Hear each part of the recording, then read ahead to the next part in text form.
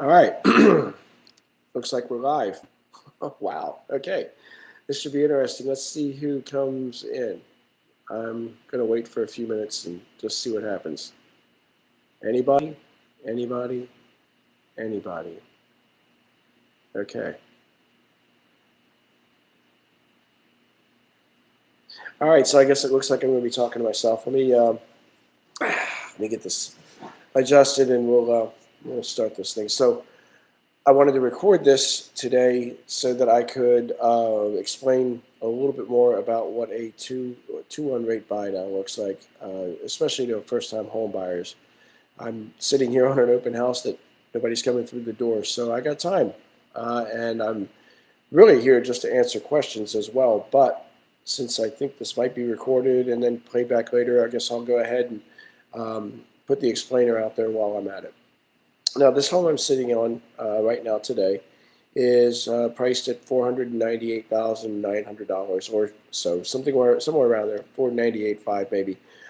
Doesn't matter. The numbers that I'm going to throw out you would be in the weeds anyway. Now, the sellers of this property are offering an $11,000 price concession to pay for a 2-1 rate buy down. And what does that mean to the average buyer? So FHA rates yesterday were hovering around 6.25. Again, you need to really get with your loan provider and figure out what your actual loan rate would be so that you can crunch these numbers accurately. But I have to have a number to start with, so this is the number we're going to use. We're going to use 6.25%. We're going to use an FHA loan, which means we're going to assume that you're putting down 3.5%.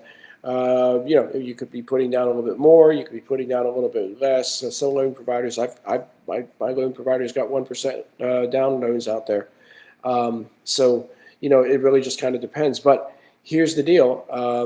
So again, going back to you are an FHA home buyer. That means you have 3.5% down on your loan. Let me see. Let me grab my handy dandy paper here.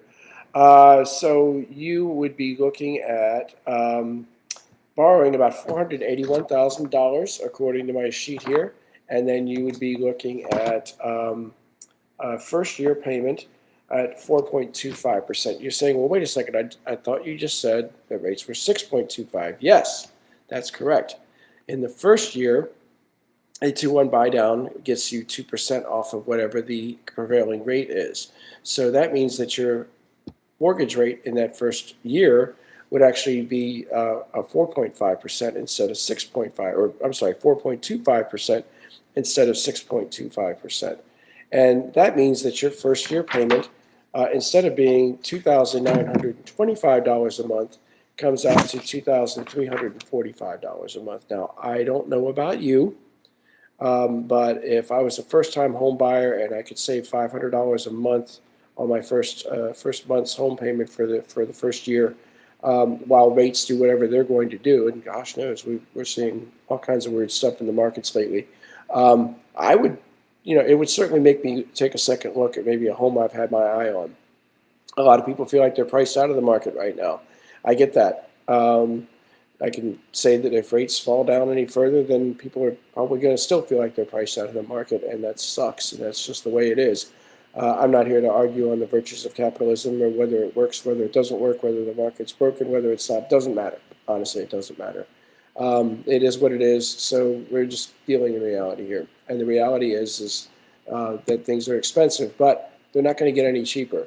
As a matter of fact, I would predict, and I'm not a fortune teller, but I would predict that if rates drop, considerably over the next 6 to 8 months, you're going to see more buyers flooding into the home market or home buying market, and that means that you're going to end up with more people looking at the same homes.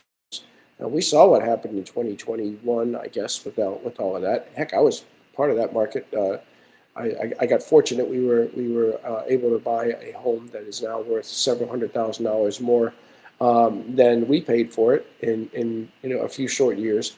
The fact of the matter is that anybody who bought back in 2021 is probably feeling really, really fat and happy right now because they've got a ton of equity in their homes. a lot of people who didn't buy are now regretting that they didn't buy. I've had a lot of conversations with those buyers, and now they're stuck looking at these current interest rates, and they're saying, wow, I mean, I can't do anything, and that sucks. Well, here's an opportunity. So especially if you're a first-time home buyer, this is something that can really help you. So again, in the first year, you're looking at over $500 in a reduced payment. And in the second year, you'd be looking at 5.25%. This is if you don't refinance. This is if you don't, recast the loan or anything else. And I mean, if interest rates drop a full point, then you might be able to recast it and lock it in at 5.25. And when you do that, the rate would then be $2,630 a month. Again, still not $2,925, which is what the normal rate would be on an FHA loan of $481,000 and $481,000. So here's my point, and I've got nobody here in the conversation to listen to this. That kind of sucks. Oh well, we'll go live again next time, and maybe we'll pick up a few people that actually want to chat about this. That'll be great. Maybe we'll figure out how to make this whole live thing work. Right now, my interest is in seeing what this looks like in playback. I'd invite you to, I don't know a whole lot about how to run all whatever you want to call it, bring up slides and stuff like that. I guess we'll figure out how to do that here the next time we do one of these. Right now, I'm just trying to be a purveyor of information and answer questions that people might have. And we're going to also start doing these as chats where my lender joins me and we start talking about some other products that might be out there.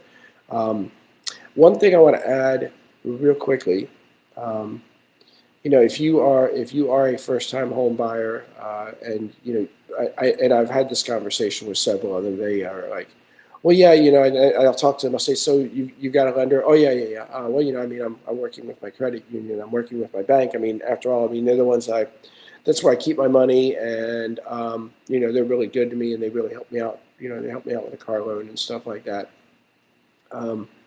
I would really strongly recommend you look into a mortgage broker.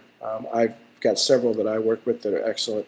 A mortgage broker can hook you up with a lender, find you much better rates than any credit union will. The only thing that they have a hard time competing with is new construction lender or new construction people. New construction is a whole different animal. We can do a whole live stream on new construction and point to some areas where new construction is happening where there are some crazy builder incentives. Love to talk to you about those. I'll have a whole list of those. We could talk about them all day long.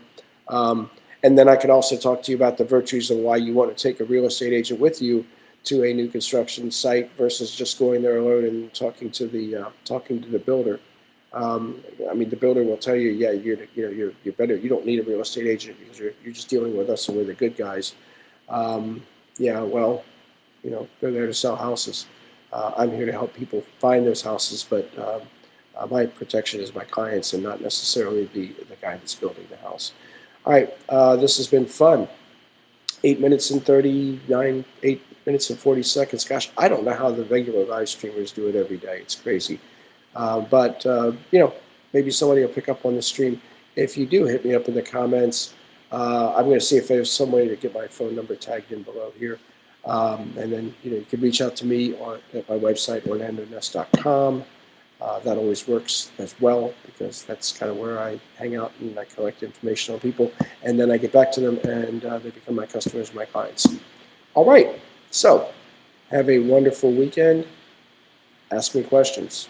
Ask me anything Ask me anything you want to know about real estate, and I'll answer it. And if I can't answer it, I will find the answer for you, and we'll have a conversation then. Great. All right. Thanks.